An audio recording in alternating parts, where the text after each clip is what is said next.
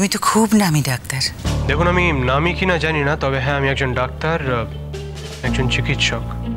তবে হ্যাঁ, আপনার কাছে তো দেখছি সব রকম ইনফরমেশনই আছে। হ্যাঁ, ম্যাম জানতে চেয়েছিল আমার কাছে আপনাদের বাড়ির ব্যাপারে, তাই বলেছিলাম।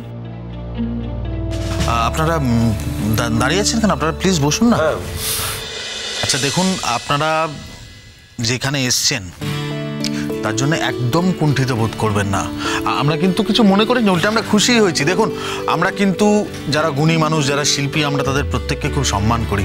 আর আপনি এত বড় একজন শিল্পী এবং এত বড় মানের একজন শিল্পী বলেই বোধহয় আরেকজন শিল্পীকে দেখতে এসছেন। এত বড় মন আপনার। প্লিজ প্লিজ বসুন না। ধন্যবাদ বাবা। তুমি এখন কেমন আছো মা? ভালো আছে।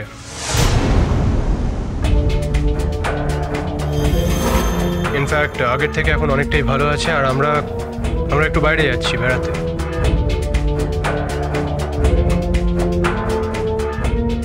কি কয়েকদিন আগে আপনার এরকম বাড়াবাড়ি হলো আর আপনি বাইরে যাচ্ছেন?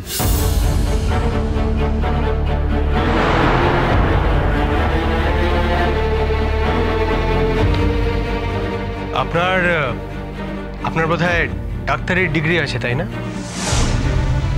আমার? কেন কেন বলুন তো।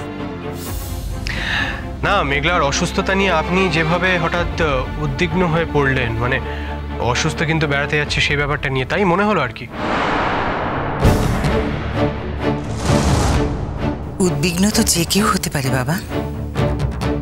যারা শুভার্থী তাদের সকলেরই উদ্বিগ্ন হওয়ার অধিকার থাকে। তার জন্য কি চিকিৎসক হতে হয়? আচ্ছা, তা হবে কেন? আমি তো নিজে একজন ডাক্তার।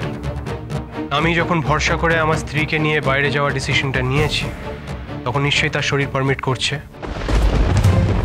আর আমি জানি আপনারাও শুভার্থী। তবে এটাও তো মানতে হবে যে আমার থেকে বড় শুভার্থী বোধহয় এই পৃথিবীতে আর কেউ নেই, তাই না?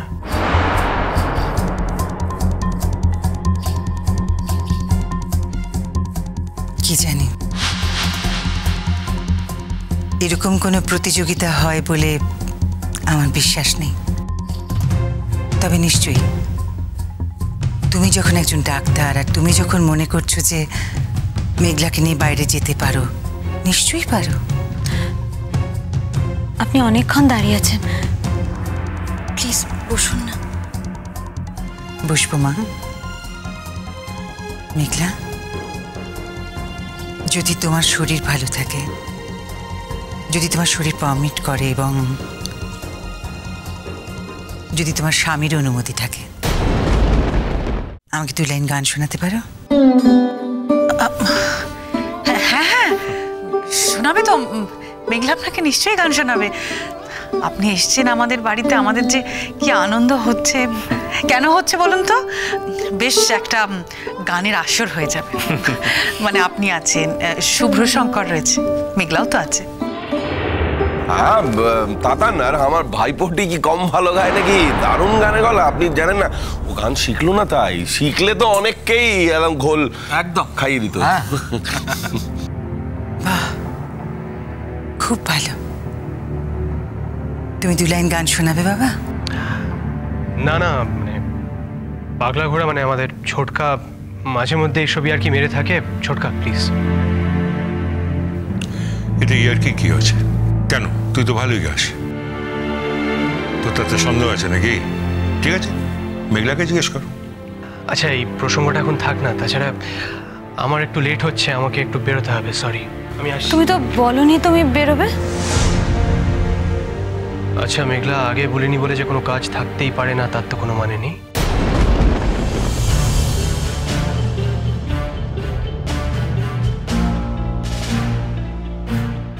আপনারা অনেকক্ষণ দাঁড়িয়ে আছেন, আসুন বসুন বসুন বসুন। ধন্যবাদ।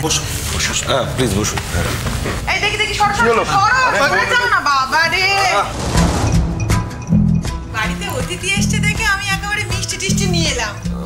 তা শুভ্র শঙ্কর, এই এখানে রেখে দিয়ে যাও ওটা চন্দনদা।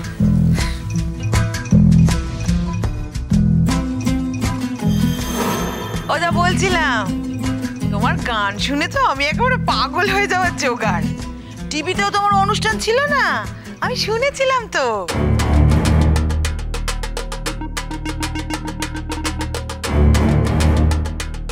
প্লিজ ম্যামের সামনে বলবেন না, মানে আমি একটু অপ্রস্তুত হয়ে পড়ি আর কি। ও ইনি তোমার ম্যাম? ছেলে তো আপনার কথা খুব বলে, 10টা কথার মধ্যে 9টা কথা আপনার। তা আপনি আরো একা থাকেন বুঝি? আগে হ্যাঁ। আপনার সংসার?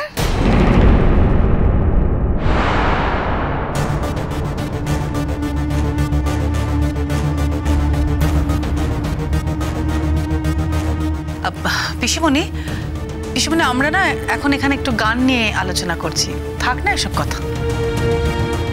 পরে জিজ্ঞাসা করতে পারবো না ওনার সংসারে কে কে আছে না আছে?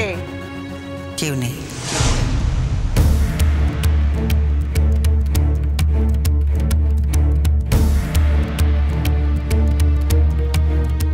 ওমা, এই তো আপনার শীতিতে সিঁদুর জল জল করছে, আবার বলছেন কেউ নেই? সে কি কথা?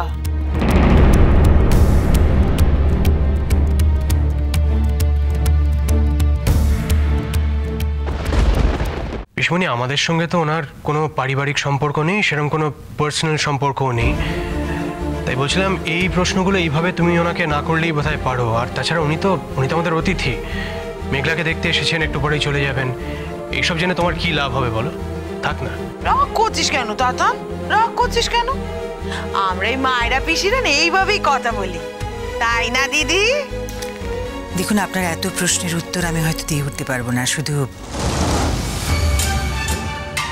এটুকু বলি যে স্মৃতিতে সিঁদুর যখন পড়েছি তখন আমার স্বামী জীবিত আছেন এই বিশ্বাস নিয়েই পড়েছি। আমার সঙ্গে তার কোনো যোগাযোগ নেই, তিনি কোথায় আছেন আমি তাও জানি না।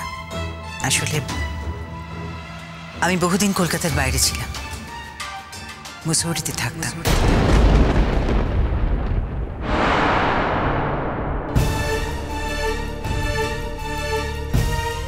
অনেক বছর আগে একবার কলকাতা এসেছিলাম, তখন কোনো কারণে আমার শুভ্র শঙ্করের সঙ্গে দেখা হয়। তারপর ও আমার সাথে মুসৌরিতে চলে যায়। সম্প্রতি আমি ঠিক করেছি যে বাকি দিনগুলো আমি কলকাতাতেই কাটাবো, আর তাই এখন এখানেই আছি।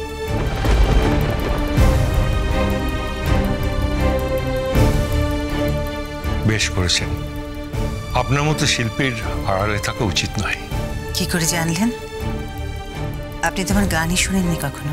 ওই যে বললাম, শুভ্র শঙ্করকে দেখে বুঝেছি ও যে খুব পাকা ট্রেনিং পেয়েছে, তাতে তো কোনো সন্দেহ নেই। তা ছেলের তো বয়স টয়স হলো, যতই আপনাকে ম্যাম বলুক না, আপনি তো মায়েরই মতো। তা ছেলের বিয়ের কথাটা তো ভাবছেন না?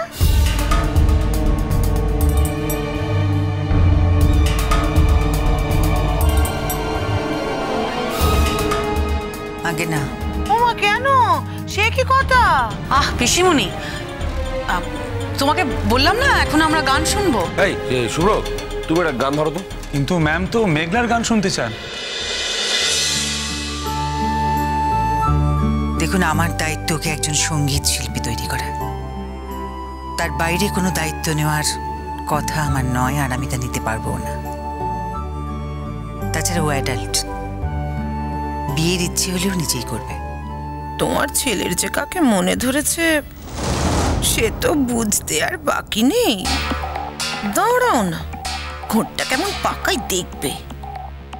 এদিকে তো তোমাদের আসতে দেখে তাতান বাবুর মুখ একেবারে হপ হয়ে আছে। বেশ হয়েছে, বেশ হয়েছে। যেমন আমাকে অপমান করা, তেমন ঠিক হয়েছে। কথায় কথায় অনেক সময় চলে যাচ্ছে। মেঘলা মা, উনি যখন বলছেন তুমি গান গাও, শুরু করো। বসো বসো বসো না।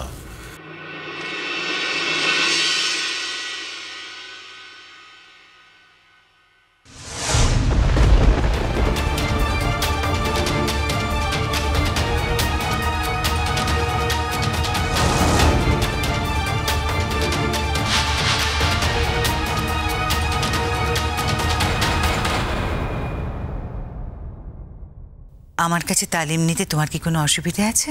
আসলে মেঘলা তো অলরেডি একজনের কাছে তালিম নেয়, মানে উনি এই মুহূর্তে সময় দিতে পারছেন না ঠিকই, কিন্তু তাই বলে কোনোদিনও সময় দিতে পারবেন না এমনটা কিন্তু উনি বলেননি। তাহলে অবশ্য আলাদা কথা। তোমার গুরুজির নাম কি মা? উস্তাদ রাশিদ আলী। উস্তাদ রাশিদ আলী। উস্তাদ রাশিদ আলী।